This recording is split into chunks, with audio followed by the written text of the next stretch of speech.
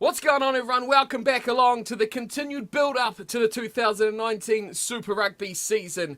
As you've been seeing on the channel, we've had the New Zealand Conference, we've had South African Conference, and today we will be having a look at the Australian Conference. Like the other videos, you guys will know we're bringing in the guests as well to the channel today. Someone a bit new, someone you guys may not have seen, especially on my channel as well, but it is Shane coming in for the first time, new Australian expert. Welcome along. People who may not have seen you before, I'm going to give yourself a little bit of an intro and let us know what your story is. How you going, guys? I'm Shane. I'm from rural New South Wales, Tamworth, the country music capital. Don't ask me to play the guitar or the banjo. I like to think of myself as a hard working class sort of fellow that loves rugby union and enjoys life. Loves Awesome. Hawaiian shirts as well. And an avid Reds fan, I'm not mistaken. Absolutely right. Oh, geez, this is going to be interesting. A really interesting season for you boys ahead. As always, before we kick off, a little bit of a bump forward for everyone who wants to join into the Super Rugby League and have a possible chance, as I poorly try and put the hat over my headphones as I do every video so far this little series. Your chance to claim the yellow cap every single week if you get the best picks in the competition. So make sure you sign up. Details will be on screen. Go there and get involved in the predictions lead, and you can beat the best of us. Hopefully not. We should be on top of things this season as well. But go there, check it out, and have your chance to get the cap on your head this season. But it is Australia we're looking at, of course, the 5 sides coming out of there: the Brumbies, the Rebels, the Reds, the Waratahs, and the Japanese Sunwolves. Let's start things off alphabetically. We might as well start with the Brumbies. And, I mean, there's a lot of transfers going on here in this Brumbies side. When you look at who they've brought in and who they've lost, I mean, James Slipper coming in from the Reds. I mean, that one might hurt you guys a bit at the Reds. Samu from the Crusaders, Douglas from the Hurricanes, Pulu from the Chiefs. Really, really good additions, but they've lost quite a bit as well, with Alexander and Smith retiring, Abel leaving, Naisarani leaving away to the Rebels, or both those two, the Rebels, and Dargavo out of the squad completely as well. A lot in, a lot out. Are the Brumbies the winners here, or do you think they've weakened their side through their transfers? Well, missing out on Matt Tamua, obviously, who is going to the Rebels as well from the international scene would have heard, and Kyle Godwin had a reasonable season at inside centre last year. I've always said this about the Brumbies, and I've said this on other podcasts as well, that with the Brumbies, you just never know. They just seem to work well with the resources they have in front of them. And obviously Benny Alexander's had a very decorated, great career, and he's obviously going into retirement.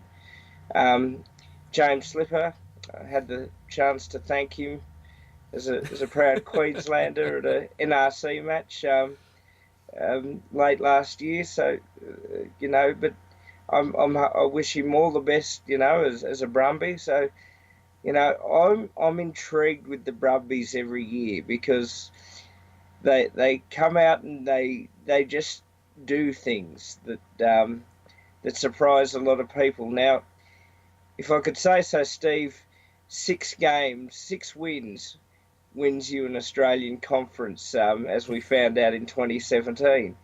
But they got bonus points every other week, with a side that doesn't have probably the classy attacking flair of the Waratahs. And so you just never know with the Brumbies. They'll be right. They've brought a lot of youth, and especially in their backline. Pulu's really the only name you'd probably recognise outside of Australia, but a lot of guys coming in from the NRC. Are these guys going to make a step up? Are they going to fill the holes nicely for the Brumbies? Because it only takes a couple of guys to go down, which we know happens every season. Every team loses guys in big areas, and we see these guys step up. Is the NRC producing guys that are going to step up to Super Rugby level through the Brumbies region? Well, I don't say that with the greatest of confidence, but I think the Brumbies, with the good kids coming through the NRC, particularly in Canberra, they don't have that spotlight that Sydney or Brisbane and now the Harlem Globetrotters, the Rebels have. So I think obviously when depth is tested, these young fellas have to come up and step up, and I think they'll be able to do it without the spotlight put on them. So I wish them well in that regard. We'll have to wait and see with that one, Steve. Yep. So, looking at this Brumbies side, you got any big areas of concern or some key areas you think are going to carry this team to possibly take that top spot in Australia? Just a little bit of consistency. I think they started off really slow last year, and you saw them gather some pace towards the end of the year where they absolutely virtually out-mauled the Hurricanes and won that game in Canberra, and they finished off with some brilliant attacking rugby against the Waratahs, and where the pressure wasn't there for finals rugby. So just consistency at the start, middle, and ending of the year, and making sure they get enough wins to threaten for the top spots in the conference and indeed finals. So I'll put you on the spot here. Where are your Brumbies going to finish in 2019? Second in the Australian Conference. Second? Well, that intrigues me a lot because with the transfers other sides have done, I'm interested to know who's actually going to be popping up on top there. So we'll move on and we'll see who comes up number one. For the rest of that's really interesting to second now. I want to get down to the Waratahs now and see what you got there. But first, we'll go to what you've already described as the Harlem Globetrotters of Super Rugby, the Rebels. Now, goodness me, the Rebels have just about stolen anyone who's anyone of Australian rugby, haven't they? Coming from everywhere. You go through their transfers. They picked up guys from the Brumbies, guys from the Waratahs, guys even from Bordeaux. Luke Jones coming over. The Reds, Quade Cooper, of course, the big talking point. Matt Tamua. I mean, I don't know where you want to start on who they've brought in, but Quade Cooper's a pretty good place, isn't it? Well, I didn't get to thank him, so I'll do it now. Thanks, Quade, for everything you did for Queensland rugby, but Brad knows best, mate.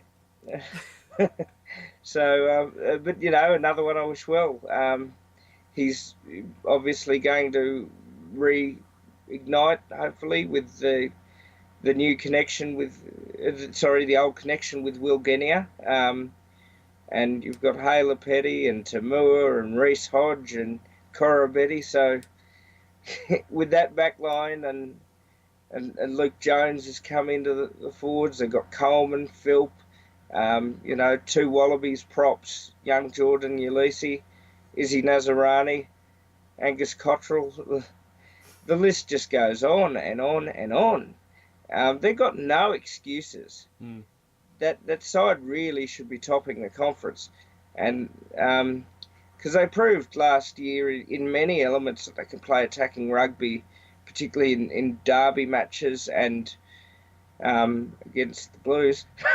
But don't let Paul hear you say that.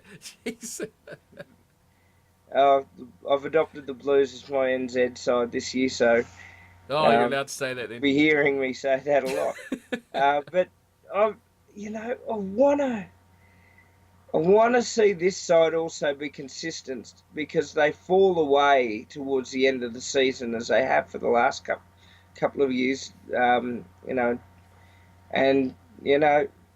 Time's on, boys. You've got the squad. No more excuses. There's a lot of talent there, and you've used a lot of money in the last couple of years. So, yeah. That's where we go there. They've dropped a lot of players on the outsides, haven't they? A few guys retiring, but they've really, I think this is overall the best or strongest Rebels team that we've ever seen. Oh, absolutely. And I'm going to put a 1ST next to where they're going to Ooh. finish in the conference. So I they're think your number one. the only thing is that the Waratahs seem to be their boogeyman side, and it's just like Bart and Homer and the chainsaw and hockey mask every time the Waratahs turn up to play the Rebels. So um, yeah, they've got no excuses. I think they'll win probably 6, 7 of their derby matches, and a few against the South African sides. Wait to see how they go against the New Zealand sides, but that should just sneak them over the line for the conference win. Now, there's a lot of talk. I mean, when David Wessels went over to the Rebels from the Force, that was a huge coup for them. He's had a couple of seasons now to really, well, a season, this is second now, to get his impact on the side. All these big transfers now, these big names, all the stars that this Rebels side has brought together. How much of that do you put on his impact to this Rebels team? Well, he's obviously a very positive coach from what I saw with what he did with the Western Force in 2017 and what he did with the Rebels. He expects hard work and loyalty from his players, and that I've got to respect. Is he the now with the squad he's got? Obviously, he's got to. There'll be that added pressure you know, to win the conference and make finals. So, can he make the next step up? I think he can. I think he's got a good mentality. Certainly, the old Force players who knew him as an assistant first off, and now as a head coach, they're very loyal to him. They believe in the structures, and if he can take this group of Globetrotters to the finals, let's see how it goes. So, all these guys, massive names everywhere, but who stands out to you as the big key for this Rebels team? Without a doubt, Matt Tamua, I believe, at inside centre. I think if he can get the quality ball from Quade Cooper and Genia, he could set up a lot of tries, and he's a very good attacking player. Tamua he's a big coup for them in a World Cup year when Australia are really looking for that 9, 10, 12 positions to be really solid. So I'm expecting big things from Tamua. Yeah, a little bit off my script of what I was planning to talk about, but you've brought up a big thing, World Cup year. I haven't really touched on it too much in these Super Rugby previews, but for Australia, having Guinea, Cooper, Tamua playing in that combination of 9, 10, 12, is that huge for Australian rugby as they look forward to that World Cup? Is this the key from probably the core attacking play of what the Wallabies could be come September? Well, it's huge because they've all managed to sign them on obviously quite good money, and playing in the same side. So the expectation is if they're in that 9, 10, 12 positions at the Rebels, then they'll be expected to perform attacking rugby each and every week. So obviously Tamua will be pushing Kirtley, and hopefully Kirtley will be pushing Tamua for that 12 position. So, go hard or go home. Yeah, big year for guys like Bernard Foley. I mean, pressure's on him before he's really had no one really push him for that Wallabies number 10 jumper. That's got to change for the good of their team. He can't just cruise on through internationals with that number 10 jumper on his back. So I think this will be a really interesting year for who's going to start the yellow jumper come later on this season. But you've already said big number 1 for the Rebels, correct? Correct. Oh, Rebels 1, Brumbies 2. I do like the sound of this because I'm not a huge fan of the Waratahs, so I like seeing them drop down the list. Don't we all? Yeah, Queensland, right. New South Wales, yep, a big rivalry.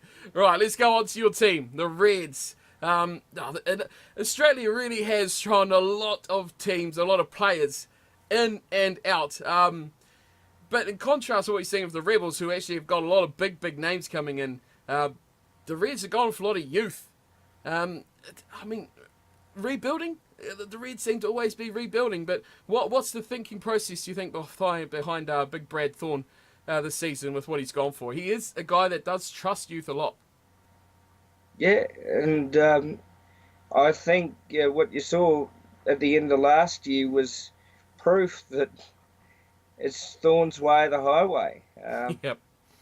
We won our most games for 5 seasons last year, and that was with 6 wins. So, he's putting his faith in Caleb Timu, in the Harry Hockings, in the Lucan Tui. I think his last name's changed now, and these young kids coming through are Wallabies of the future. And, look, and Samu Karevi's obviously been put in as captain for this year. So he's obviously said to these young blokes, look, here's your chance, take it.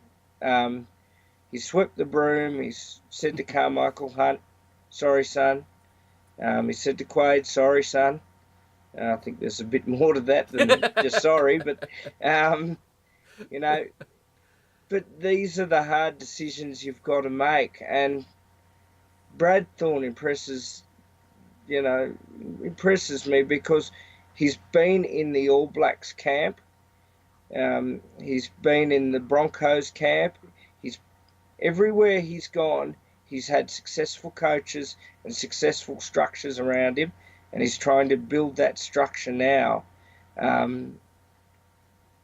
to hopefully what in a couple of years will be a really good Queensland Red side that the fans will want to come and watch. And, the avid rugby observer will say, gee, you know what? These blokes are putting some pride back in Australian rugby. And that's what you got to hope for, isn't it? And that's where, I mean, you can't just trust the old guys forever, can you? You've got to bring up some youth sooner or later. And, I mean, you can't argue for results, can you? Like I say, one of their best seasons last year for a long time. So if he can continue that on and bring up the youth like this, he's going to be lauded as one of the great coaches of Australian rugby, no question about it. You've got to look at that side, though, and say, at a pivotal position, like number 10, probably an area of concern for this Reds team? Well, Hamish Stewart, I think, is slowly growing into that role, and I think that's where Thorne wants him to be. He's also experimented with him at fullback as well. Yeah, look, I think if this side is to grow and develop and be that side in a couple of years that fans are all wanting to be really watching, then you'd expect that you'd want the best possible attacking 10. Hamish is not quite there yet. I noticed that I think it's McGahn from Auckland, the Blues. Matt McGahn. Well, he was in Japan last season, but yep. Yeah, that's right, he was too. He was a Blue before that, I think.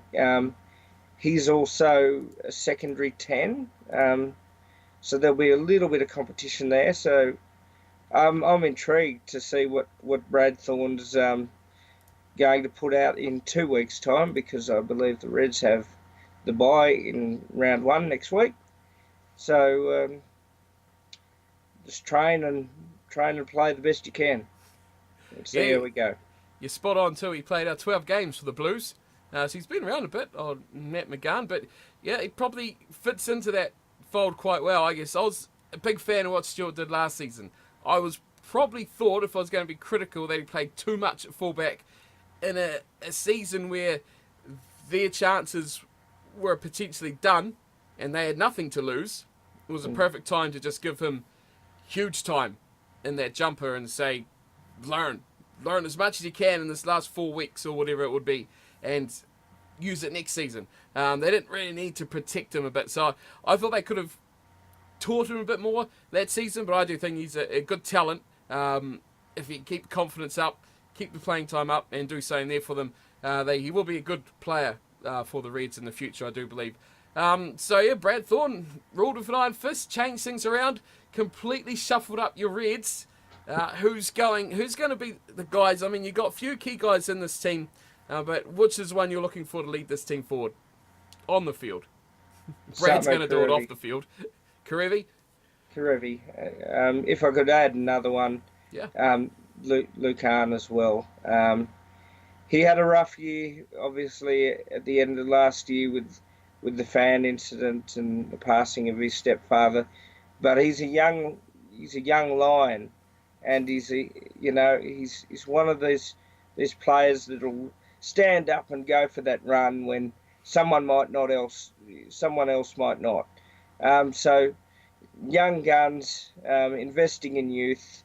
It's going to be an interesting year for the Reds. But I want to point out, when the Reds beat the Lions, and this is a side that back-to-back runners up, we put the cleaners through them in the first half. And I think that was Hamish Stewart's debut, actually, and he played at fullback. And people were saying, look, not now, but in the future, this Reds side can do things to all opponents around. And look, it's fourth. It's fourth for me. It's fourth. Oh, I had a pile of confidence here that you're going to say third.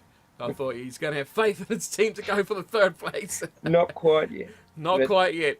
I mean, I do side with your opinion there, though, that I think this Reds team, especially at home, with that support around them, the confidence that the home crowd brings, could shock a few teams this season again. And, New Zealand teams have to go over there too. And we know, I mean, the Rebels, when they were really rubbish, look what they did to the Crusaders a few times as well. So, yeah, these fearless young guys can prove to be a bit of a difference maker in these Australian sides. So, be an interesting season for the Reds. We'll see how they go with the big iron fist at the helm of Brad Thornton. God, he's a legend.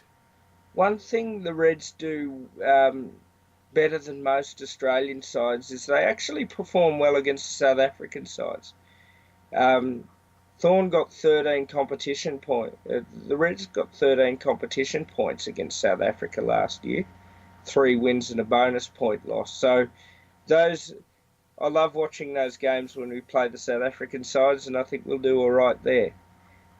So that's awesome. My big hint out of that. There's the big tip for your Super Brew picks. There we go. Twisted it in there. Go for the Reds to take out the South Africans when they go to Australia. That is number one tip. There we go. Look at that. We'll be having a betting site up and running before you know it. So we're going for the Reds, sitting in fourth with a couple of teams to go. So here we go. Waratahs. I've got one big question for you about the Waratahs. And it seems to always come up every time I talk about the Waratahs. What do they see in Daryl Gibson as a coach? Well, he did win them the conference last year, so they must find something in him. Look, 2016, when this bloke took over, I'm sitting there, the first, round one, they're playing the Reds. It's 20-0, I think, about half an hour through, and I'm thinking, oh, yeah, Checker's got a good one there. But, yeah, that's probably not been the exciting case with Daryl. Yeah, they had a better season last year. Yeah, they won the conference. And, yeah, that put a contract extension and a new roof and a new part of the house for him. But yeah, look, where's the alternative? And who's the alternative? And you got to say, if he made the finals last year, he's got a job for a little while longer yet. So, well, Stephen Larkham's looking for a job, isn't he? Oh, look, I don't think. He's looking for a job. That's a very PC reply to that. Oh, goodness me. These Rebels, these Waratahs, and now I'm all up the whack now. The Waratahs, huge amount of turnover in the side as well. And again, much like the other Australian sides, a lot of young guys coming through. But one name, you've already talked about him a little bit, but Carmichael Hunt, I don't rate him an inch. Not a slither, this guy. It's just, I mean, this Waratahs team already seems to be a side that kind of turns on itself when things don't really go right. They kind of implode from the inside. Is Carmichael Hunt really the right guy to add to that sort of environment with his record? Well, I live in rural New South Wales, so an eastern grey kangaroo would probably do a better job for you to change bench. That's just... sorry, Carmichael. You're great. You're great wearing a Queensland State of Origin jumper in league. Yeah, look, Daryl wanted him. Obviously, one loss. Paddy Ryan off the bench, who was amazing last year, and the Wallaby himself is playing in the US now. Old schoolmate of mine, and so I think I would have probably spent my money on getting Skelton back now that he's really super fit, rather than waste my money on another inside centre who, plays well for 20 minutes one week and is injured the next. Keep your fitness up, Carmichael. Speaking of old players who play good for 20 minutes and then need a rest, Adam Ashley Cooper. How about that? Are we turning into the Waratahs retirement village down here in the New South Wales? Oh, the cast from Dad's Army would be happy. Look, Adam has obviously come back because he once had tilted his Wallabies jumper for the World Cup, and can he link up again with Beale, with Phibbs, with Foley, with Folau, and do what they did in 2014, 2015 when they were, playing some outstanding rugby? Time will tell. So he's obviously on a slimmer contract than what he was a few years ago, so they've got him cheap. And that's been reported. They've got him quite cheap. So, I don't... Should he have come back? Should he have let, some of the younger fellas compete for that jumper? Well, only Adam and the Waratahs coaching staff can really answer that question. But from a nostalgia perspective, it's good to see him back coming for one more season anyway. Yeah, he's not the only one, is he? I mean, we talked about Ma'anonu going back to the Blues. I mean, the guy's like 36. It's all well and good to go for that big, World Cup hurrah at the end of your career, but, there's it's like a big John Farnham, mate. Too many farewell tours. just one more farewell tour, yeah. I'd be surprised, even the state of Australia, if Adam Ashley Cooper got back in the Wallabies. I really would be. I just prefer up and coming improvement. A young guy that's on that fringe can improve a lot in that time in an international game than an old guy who may be a bit better, but he's not going to improve as he's on the downward downcline already. So that's my take from it. But you spoke a little. Tony Puller is one example who does qualify for the Wallabies, and he's a bit younger. So, I'd be interested to see how it goes for the Brumbies. I mean, he should tear up, really. He is lightning quick. He is, in the Australian conference, I can see he's going to cause quite a few problems over there. You've talked a little about Mr. Folau, but we do have two Mr. Folaus in this Waratahs outfit now. What are we going to expect from that? Is this, are these guys going to be pulling off stuff that we see from other brothers in competitions? Like we always have the Mackenzies and the Whitelocks and guys like that. Are we going to see similar things from these boys, like playing in backyard days? I haven't seen enough of John Folau in rugby league to know what he's going to be like as a rugby union player. But hopefully he has what Israel Folau has, a good step and, can find his way to the try line.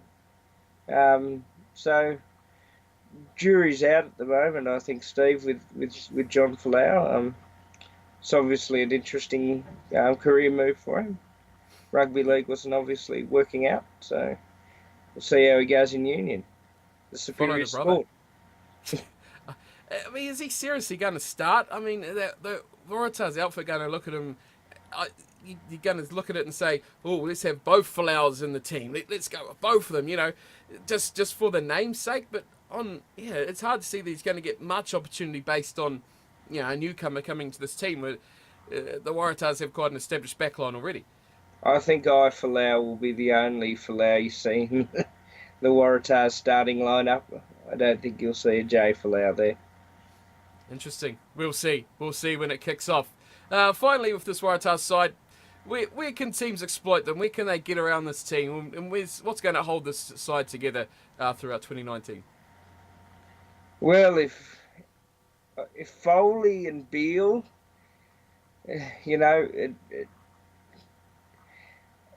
they talk about Foley and consistency and inconsistency, but to me,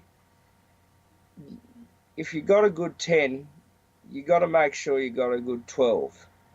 And Beale is the one for me if he creates the chances. And their forward pack have got to out muscle, particularly the New Zealand forward packs. You see that and also, with Hooper and these wonderful forwards, and Jack Dempsey's back fit. He didn't play, I think, a Super Rugby game last year. Another Wallaby. Hannigan's consistency and fitness. The Waratahs' problem is fitness in their final 15 or 20 minutes at times. And they've got to keep those sort of levels up if they want to get anywhere near winning the conference. So I've got them at third. So you got them coming in a third. That only leaves one place left for one team. Interesting. I think it's going to be fairly tight between most of the teams we've already talked about. But one team that, again, is probably going to struggle is going to be the Sunwolves. Tony Brown's taken over the reins this season. He's stolen quite a few players out of New Zealand, forwards and backs alike. But I think Tony Brown has picked up a lot of guys that he's actually wanted into this team. Is the Sunwolves going to be a stronger contender this season? Put a few wins on the board, maybe? Well, in their 3 wins, I think it was 3 wins, I think, last year. They beat the Bulls and the Stormers in 2 cracking matches. Now, believe it or not, you usually say the New Zealand Derby games are the games of the year to watch. Well, the game between the Sunwolves and the Bulls was faster than a Volvo car and a Ferrari going in a drag race. It was, that line speed and the way they play rugby can be very entertaining. Yeah, they are going to struggle against a lot of sides.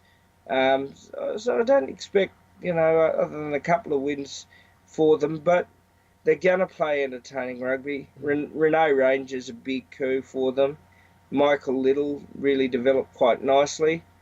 If they can keep, Hayden Parker, I thought he played some fantastic rugby at 10 last year, including that massive drop goal against the Stormers. So, and for me, one of the good things with the Sunwolves is they develop a lot of the local talent in Japan. So that can only be good for Japanese rugby as well. So, it is last on the conference for me. But, I mean, as long as they turn up like they did every week last year and entertain us, then, we'll see how they go. Yeah, they've picked up a lot. Now, I talked about Tony Brown hand picking, especially the forwards, I think. he's really gone and picking out guys like Puliasi Manu from the Blues, Sam Prattley from the Chiefs, Tom Rowe from Otago, but Highlanders sort of region, and the Pryor brothers, Dan Pryor and Kara Pryor, both coming from Highlanders and the Blues, but the brothers are going together. I think the Sunwolves typically are a team that struggle on the forwards, but what I'm more surprised is what they actually don't have in this team. Guys like, you'll be familiar with Sam Wykes, obviously, used to be with the Force, Brits, Lafaili, Tatikawa, Yamada, Matsushima, and finally Robbie Robertson, of course, championship winner with the Chiefs a few years ago as well. A lot of big talents and a lot of local talents too this side has let go. Well, Yamada is explosive, isn't he, when he gets the ball?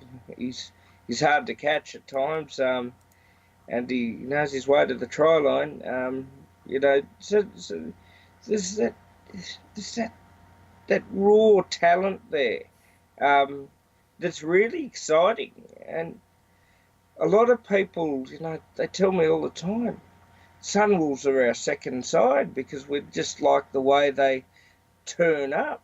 And Tony Brown's a smart man, as was Jamie Joseph, the architect of the Highlanders Super Rugby win in 2015. Now, these guys aren't going to win the championship, not by a big stretch, but Tony Brown knows what he's doing and what squad he wanted, and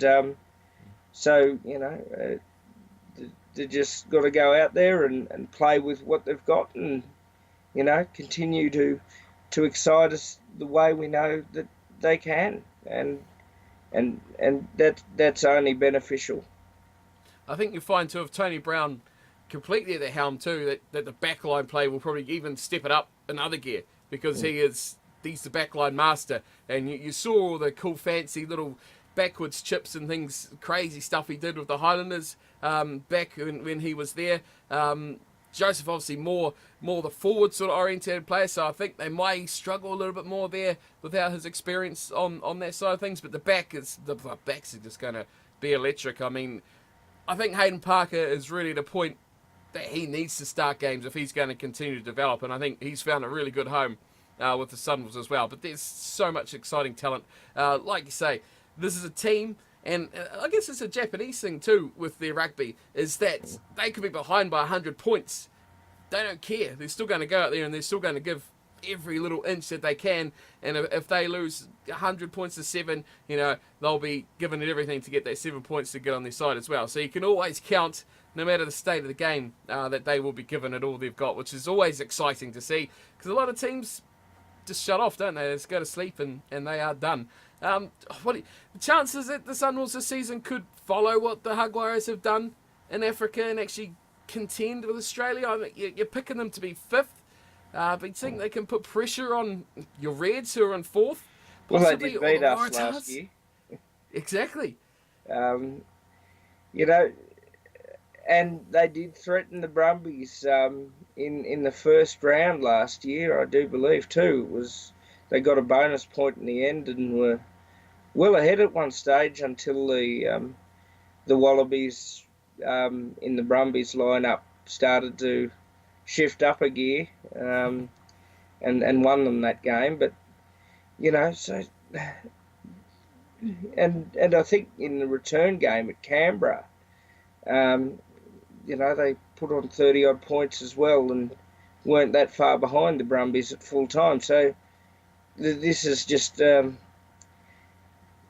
they will give sides a nudge, and you've got to remember they've actually won their last 2 games against the Bulls, games that the Bulls should have actually won. So, and they've beaten the Stormers. So, and they beat the Blues in the last round in 2017. So they can cause an upset or two. But look, I like what I see in terms of the entertainment value, and let's just hope that they continue in that vein. And if they can pick up one more win this year than last year, and an extra bonus point here or an extra bonus point there. It can only be for the betterment of that squad. And everyone loves an underdog, don't they? Everyone Yeah, will be absolutely. behind them 100% Particularly to in try and Australia. upset. Yeah. Everyone will be going for the Sunwolves to pick up wins, especially those derby games. Will be really interesting.